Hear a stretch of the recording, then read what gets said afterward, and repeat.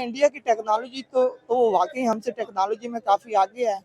तो जब बात आती है पाकिस्तान की, तो हम टेक्नोलॉजी के हिसाब से काफ़ी लैग करते हैं पाकिस्तान में। तो भारत को एक ऐसी पावर बनाया जाए तो वो चाइना का मुकाबला करे और इस रीजन के अंदर चाइना का मुकाबला करके अ, उसको महदूद किया जा सके। जो चाइना और भारत का ये जो बढ़ता हुआ गुड रिलेशन है, इसका फ़ायदा पाकिस्तान को भी पहुंचने वाला है। जो पाकिस्तान और भारत के दरमियान हमेशा इंटेंस रिलेशन रहे हैं, तो मुमकिन है कि चाइना इसके अंदर किरदार अदा करे। अगस्त 2024 की बात करें तो बांग्लादेश जिस तरह से बर्न करता हुआ हम लोगों को दिखाई दे रहा था, आज नेपाल के अंदर भी वही सिचुएशन नजर आ रही है। खटमंडू की बात करें जो उनका कैपिटल कंसीडर किया जाता है, वहां पर कह लेंगे केपी ओली ने भी रिजाइन दे दिया। उनके बड़े से बड़े जो पॉलिटिशियंस है वो भी सड़कों पर दौड़ लगाते हुए दिखाई दिए हम लोगों को। बिल्कुल उसी तरह जैसे शेख हसीना वाजिद का कह लें कि हमें दौर याद आ रहा है, बिल्कुल जैसे बांग्लादेश के अंदर हमें सिचुएशन काफी गंभीर होते हुए दिखाई दे रही थी। आज नेपाल के अंदर कह लें कि वो अगस्त था, ये सितंबर है, तो सिचुएशन आखिरकार कहां पर जाती हुई दिखाई दे रही है। और जिस तरह से कहा जा रहा है कि ये सिर्फ इसलिए हुआ है कि यूएसए की जो 20 एप्स हैं वो बैन कर दी गई हैं नेपाल के अंदर, Facebook, Instagram, Twitter and Instagram specially YouTube, जहां से जो जेन जी है बहुत ज्यादा अर्न करती हुई दिखाई दे रही थी। और ये जो प्रोटेस्ट है, पहले इसको शक्ल दी गई कि एप्स की वजह से ये जो प्रोटेस्ट है ये कैरी किया जा रहा है, लेकिन बाद में चला कि असल में जो केपी ओली की गवर्नमेंट थी, हुकूमत थी, उसको गिराने में कह लें कि जो चाइना या ट्रंप है उसकी इन्वॉल्वमेंट हम लोगों को नजर आ रही है। स्पेशली हम लोग साथ में बात करेंगे इंडिया की मिशन सैम्बिक कंडक्टर भी लॉन्च हो चुका है, 20 बिलियन की और इन्वेस्टमेंट हम लोगों को नजर आएगी। इंडिया वैसे ही आईटी के अंदर रूल करता हुआ दिखाई दे रहा है। हमारे साथ पाकिस्तानी वहां मौजूद है, इनसे पूछेंगे कि नेपाल के अंदर जो क्राइसिस हम लोगों को नजर आ रहे हैं, हमें बांग्लादेश की याद आ गई। बांग्लादेश, इसको देखकर बांग्लादेश की याद ताजा हो गई कि जैसे वहां पर शेख हसीना वाजिद भागी और अपना जो असाइलम था वो जाकर भारत में ले, लेकिन इस बार भारत ने भी केपी ओली को असाइलम नहीं दिया। जी मैडम, जहाँ तक बात आती है कि एक्सटर्नल इन्वायरमेंट की कि दूसरे ममालिक इसके अंदर इन्वॉल्व होते हैं, तो ये इस तरह की कॉन्स्पायरेसी थ्योरी चलती रहती है हमारे मखसूसन डेवलपिंग कंट्रीज़ के अंदर कि हमारे अंदर जो भी हालात पैदा होते हैं हम किसी वेस्टर्न कंट्री को उसके इल्ज़ाम दे देते हैं।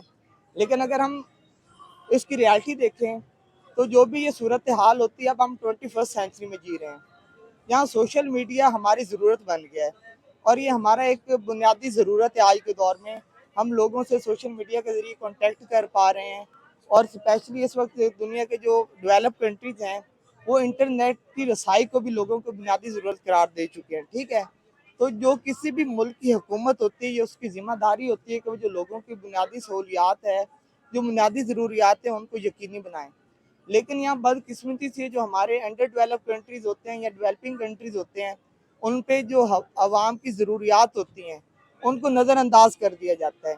जब आप आवाम की ज़रूरियात को पूरा नहीं करते, जब आप आवाम के मुतालबात को पूरा नहीं करते और उन्हें ओप्रेस करने की कोशिश करते हैं, उन पर बहुत ज़्यादा पाबंदियाँ लगाते हैं, तो आप उसके बदले जो आवाम होती है उसके अंदर गुस्से को जन्म दे रहे होते हैं। तो अगर आप हम इन्हीं दिन एक जॉन लाक के बहुत बड़े फिलासफर थे, वेस्टर्न फिलासफर थे, उन्होंने एक थ्योरी पेश की थी, सोशल कॉन्ट्रैक्ट थ्योरी, कि जब भी कोई भी हुकूमत बनती है वो आवाम के साथ एक कॉन्ट्रैक्ट करके बनती है। जो आवाम होती है वो हुकूमत के साथ कॉन्ट्रैक्ट करती है कि वो हुकूमत की पैरवी करेगी, हुकूमत की बातों को मानेगी, कानून पे अमल दरामद करेगी और उसके बदले में जो हुकूमत होती है वो आवाम से वादा करती है कि वो उनके हकूक़ को प्रोटेक्ट करेगी, उनके हकूक़ की हिफाजत करेगी। जॉन लॉक कहता है कि अगर हुकूमत अपने वादे पे पूरा ना उतरे, हुकूमत लोगों के हकूक़ का ख्याल ना रखे, तो फिर अवाम पे लाजिम है कि वो हुकूमत के खिलाफ बगावत कर दें। वो कहते हैं ना कि जिस दौर में जीना मुश्किल हो उस दौर में जीना लाजिम है। तो जब हम अवाम अपना हक मांगते हैं तो वो बगावत नहीं होती। अक्सर जब भी लोग अवाम अपना हक मांगने के लिए बाहर निकलती है तो जो हुकूमतें होती हैं उसको बगावत का नाम देकर वो चलने की कोशिश करती हैं। और यही सूरत हाल, जैसे आपने पहले भी बांग्लादेश का नाम लिया, कि बांग्लादेश के अंदर जब स्टूडेंट्स अपने हकूक़ के लिए निकले थे, क्योंकि वहाँ पिछले 15-20 सालों से लगातार हसीना वाजिद की हुकूमत थी और हसीना वाजिद अपने मफादात के लिए लोगों के मफादात को कंप्रोमाइज़ कर रही थी।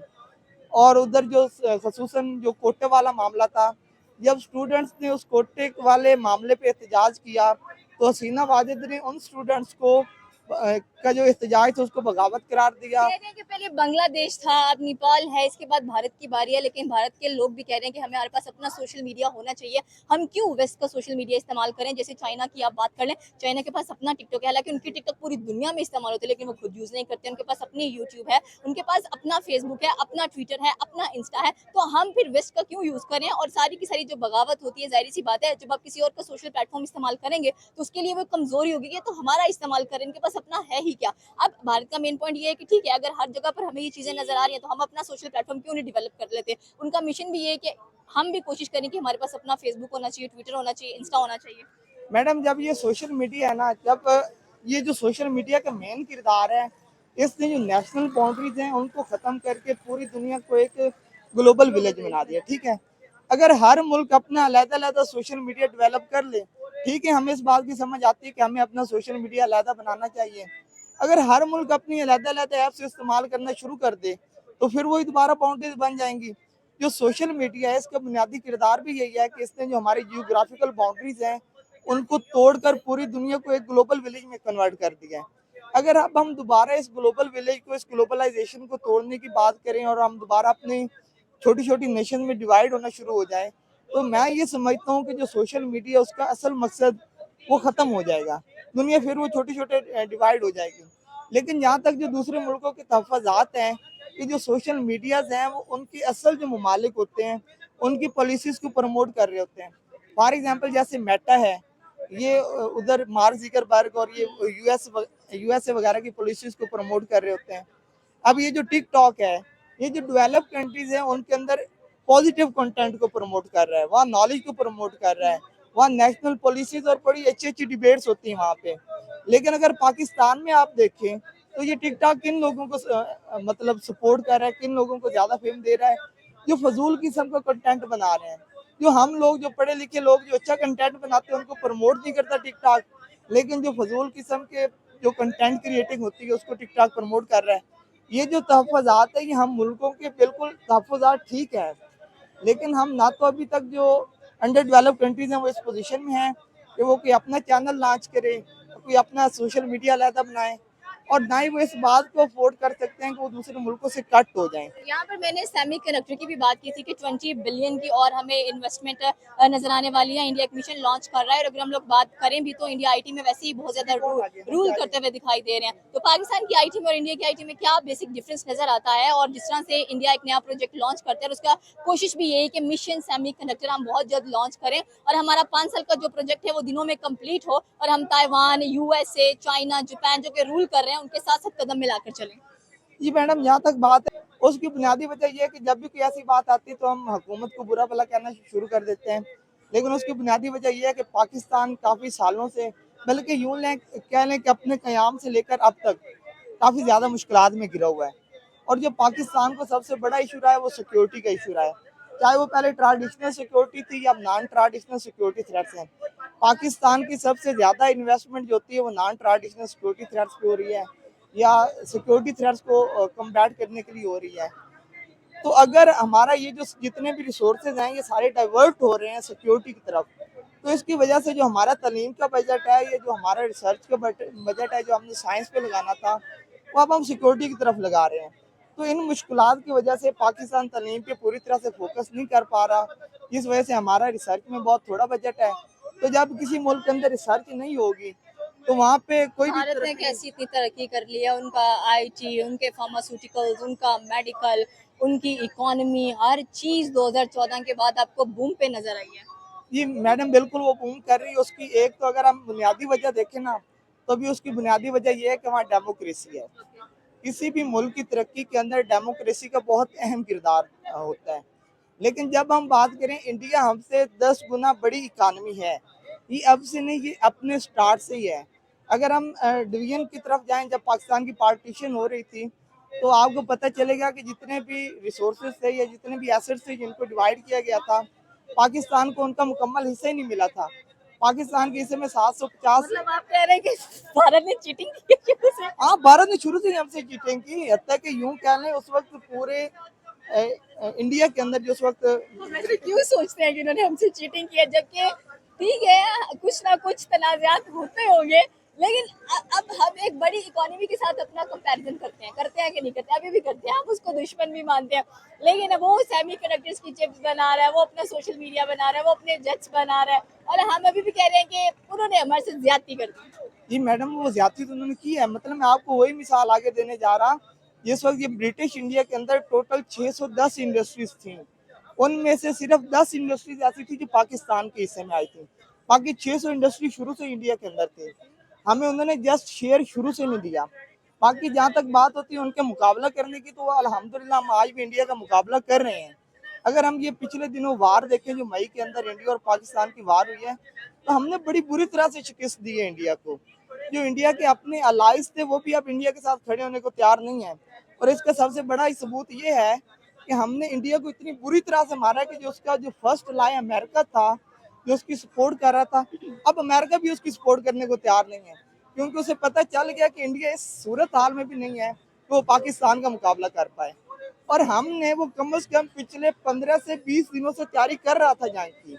उसने लगातार ड्रिल्स किए हैं कि हमने वार के दिनों में कैसे सरवाइव करना है, और पाकिस्तान ने कोई इस तरह की ड्रिल्स नहीं की। लेकिन पाकिस्तान ने सिर्फ एक दिन के अंदर इंडिया को ऐसा जवाब दिया है कि इंडिया मजबूरन भागे अमेरिका की तरफ कि हमें बचाया जाए। तो इस चीज़ में कोई शक नहीं कि हम मुकाबला करते हैं इंडिया का, और बड़ा तगड़ा मुकाबला करते हैं। यहाँ हमारी पर जो आपने ट्रम्प की बात की है कि ट्रम्प ने सीज फायर कराया है, जो कि ना भारत एक्सेप्ट कर रहा है ना पाकिस्तान की तरफ से कुछ नजर आता है। और स्पेशली हम लोग, आपने बात की कि उनका कोई भी अलाय उनका साथ नहीं दे रहा। ठीक है, ट्रम्प ने टैरिफ्स लगा दिए, उनके ऊपर सैंक्शंस लगा दिए, लेकिन भारत भी झुका नहीं है। उसने कहा ठीक है, उंगली टेढ़ी भी कर लो तो मैं कुछ भी तुम्हारे सामने नहीं आने वाला हूँ। और चाइना जिस तरह से भारत के सपोर्ट में आकर खड़ा हो गया, रशिया सपोर्ट में आकर खड़ा हो गया, ट्रम्प क्या कर लेगा? और मैडम, ये दरअसल जो इंटरनेशनल रिलेशन होते हैं ये काफ़ी कम्प्लेक्स होते हैं। यहाँ झुकना या ना झुकना कोई बात नहीं। ये कोई मुल्क भी एक दूसरे के सामने नहीं झुकता। कोई मुल्क भी अपने जो नेशनल इंटरेस्ट होते हैं उन पे कम्प्रोमाइज़ नहीं करता। लेकिन अमेरिका, आप उसी ट्रम्प की हम दोबारा बात कर लें। ट्रम्प ने उस एससीओ कॉन्फ्रेंस के बाद एक ट्वीट किया था। उसने कहा था कि भारत ठीक है, आप एक्सेप्ट नहीं करते कि मैंने आपकी सुलह करवाई है, लेकिन आपको ये एक्सेप्ट करना होगा कि मैंने आपको बहुत अच्छा दोस्त दिया है, चाइना। ठीक हो गया। वो तो जल के बात किया उसने, कहता मैं अनबॉदर्ड हूँ, but again he is bothering himself and saying कि चाइना मैंने इंडिया तुम्हें दे दिया, ले लो। फिर नेक्स्ट डे यू टर्न ले लिया, कहता है हम बहुत अच्छे दोस्त हैं। बहुत अच्छे दोस्त तो हैं ना। इंटरनेशनल रिलेशन में, आलमी तल्लुकात में ना कोई दोस्त मुस्तकिल होता है और ना ही कोई दुश्मन मुस्तकिल होता है। जो मुस्तकिल होता है वो सिर्फ आपका मफाद होता है। तमाम तर नेशन अपने मफाद में जा रही होती है। अब अगर आप भारत, जितनी दुश्मनी भारत और पाकिस्तान के दरमियान है उससे ज्यादा दुश्मनी भारत और चाइना के दरमियान है। ठीक है, अब ये जो भारत और पाकिस्तान की वार है और वो जो ऊपर वाला सिनेरियो अमेरिका वाला, उसने भारत को मजबूर कर दिया है कि वो अपने दुश्मन चाइना के आगे घुटने टेकने पे मजबूर हो गया है। हालांकि जो सपोर्ट कर रहा है अमेरिका भारत को, उसका बुनियादी मकसद ये था कि, लेकिन वही भारत आज घुटनों में जाके गिरा चाइना के, क्योंकि आप अगर अमेरिका भी उसका साथ छोड़ गया है तो दुनिया में तन्हाई का लेकिन शिकार आपने होगा। कहा कि भारत चाइना के घुटनों पर गिरा है, लेकिन यहाँ पर तो चाइना भारत के घुटनों पर गिरा है। उसने उसको एक सीक्रेट लेटर भी लिखा जिसपे उसने ये कहा कि भाई मुझे आपके साथ दोस्ती करनी है तो आप हाथ बढ़ाएं। तो फिर मोदी ने जाके हाथ बढ़ाए हैं। 5 साल से जो उनके टूरिज्म के वीजाज बंद थे उसको ओपन कर दिया। फिर एसयू की मीटिंग में 7 साल बाद जाते हुए दिखाई दिए हैं, 2 कंसेक्टिव दौरे किए हैं। तो ऐसे आप कैसे कह सकते हैं कि चाइना नहीं झुका, भारत झुका है? और चाइना को तो अपना मफाद है, वो कह रहे हैं कि चलो ठीक है, अगर ट्रम्प ये हरकतें कर रहा है तो मैं इंडिया के साथ खड़ा होता हूँ ताकि मैं इंडिया के थ्रू ट्रम्प से निपट लूँ जाके। अगर आप मैडम देखें ना चाइना की पॉलिसी, वो एक होता है हार्ड पावर, एक होता है सॉफ्ट पावर। हार्ड पावर ये होता है कि आप लोगों को असले के बलबूते पे, जंग पे के बलबूते पे आप लोगों को कमजोर करने की कोशिश करते हैं। दूसरा होता है सॉफ्ट पावर, कि आप अपनी अच्छी पॉलिसी से अपने दुश्मन को भी अपनी तरफ अट्रैक्ट कर रहे होते हैं। जो चाइना है ये हमेशा सॉफ्ट पावर पे बिलीव करता है, जो अमेरिका है वो हमेशा हार्ड पावर पे बिलीव करता है। अब ये चाइना, क्योंकि वो एक उभरती हुई ताकत है और अभी वो तरक्की कर रहा है, वो डेवलप्ड नहीं है, वो डेवलपिंग कंट्री में भी उसका शुमार होता है। तो क्यों तरक्की कर रहा है? वो अपनी इंडस्ट्री के बलबूते पे कर रहा है। अब वो जो प्रोडक्शन कर रहा है उसने कोई उसके लिए मार्केट भी ढूंढनी है, और इंडिया बहुत बड़ी मार्केट है। बेशक इंडिया और चाइना की दुश्मनी आपस में कायम है, लेकिन इस वक्त भी चाइना और भारत के दरमियान जो कॉमन ट्रेड है वो तकरीबन $100 बिलियन से भी ज्यादा है, और जो पाकिस्तान और चाइना के दरमियान है वो सिर्फ कोई $30 बिलियन तक है। ठीक है, तो बहुत बड़ी मार्केट है भारत। तो इसलिए चाइना हमेशा उसके साथ फ्रेंडली तल्लुकात रखना चाहता है। तो ये जो लेटर लिखना ये एक डिप्लोमेसी होती है, मुल्कों ने एक दूसरों के साथ अच्छे तल्लुकात बनाने होते हैं। तो अगर चाइना ने कोई खत लिख दिया है तो उसका ये अच्छा कदम है कि उसने भारत को अपने ब्लॉक में शामिल करने की कोशिश की है। तो लेकिन ये भारत जो पिछले कई दिनों से सिर्फ मारपीट पे यकीन रखता था, तो अब इस कम से कम नतीजे पे आ गया है कि हमें अब अमन से रहना होगा।